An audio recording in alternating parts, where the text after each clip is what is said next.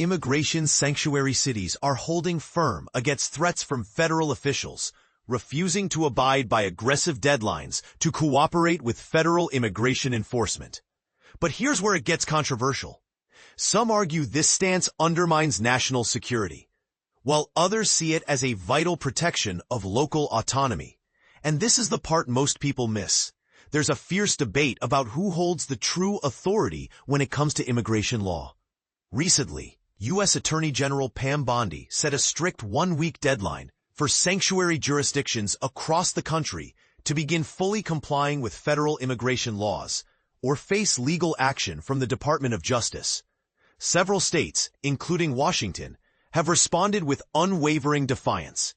Washington Governor Bob Ferguson, a Democrat, sent a pointed reply emphasizing that the state would not be intimidated by these threats or baseless legal accusations. In his letter, Ferguson explained that legislation passed in Washington limits the use of state and local resources for federal immigration enforcement, reinforcing that local authorities are committed to their own values. Ferguson took a personal shot at Bondi, noting her threat to criminally prosecute state officials was inappropriate and embarrassing for her office. He strongly stated that Washington is proud of its inclusive community, which recognizes and values the contributions of immigrants and refugees, while still adhering to applicable federal laws. He added a defiant note, declaring, "You seem to think that threatening criminal prosecution will make me compromise my state's principles. Never." Ferguson also warned that he was ready to defend Washington's stance in court and would pursue costs and fees if challenged. In the same vein, Ferguson posted on social media that his state has no intention of compromising its core values under federal pressure.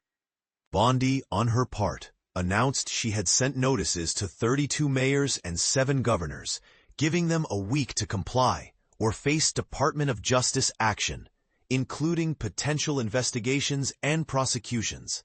Bondi pointed out that she had written a specific warning to California's Governor Gavin Newsom, highlighting that officials using their official powers to obstruct federal immigration enforcement could face criminal charges. Her emphasis was that cooperation among federal, state, and local agencies is critical for enforcing federal law and safeguarding national security. Under President Trump's directives, Bondi explained she was tasked with identifying sanctuary jurisdictions and notifying them about their potential violations of federal law. Several other Democrat-led jurisdictions echoed Washington's resistance. Boston Mayor Michelle Wu challenged Bondi publicly, accusing her of misrepresenting the law and inflaming tensions, and called for urban areas to resist federal overreach. Governor Newsom responded by dismissing Bondi's threats as an attempt to pressure states into surrendering their sovereignty, aligning with a long-standing legal precedent that California can refuse to assist in federal immigration efforts, citing a 2019 court ruling. Oregon's Governor Tina Kotek also publicly rejected Bondi's claims, reaffirming her commitment to defend her state's policies and refusing to let federal threats override Oregon law. She and other leaders asserted they would continue to prioritize their community's safety and prosperity without bowing to federal mandates. Despite this resistance, the Department of Justice indicated ongoing negotiations with multiple jurisdictions and has already filed lawsuits against several cities, including Los Angeles, New York, Colorado, and Illinois, for their sanctuary policies. These states and cities argue they are entitled to manage immigration enforcement locally and reject federal overreach.